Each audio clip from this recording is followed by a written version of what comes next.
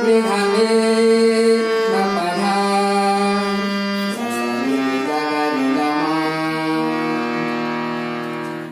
राष्ट्रीय गान आप लोगों के लिए जरूरी है, आपके बच्चों के लिए भी जरूरी है और इसका नोटेशन बहुत अच्छा है, शुद्ध स्वर के ऊपर किया गया है। इसलिए आप लोग को अगर ये अच्छा लगता है तो इसको लाइक कीजिए, शेयर कीजिए और सब्सक्राइब कीजिए। नमस्कार।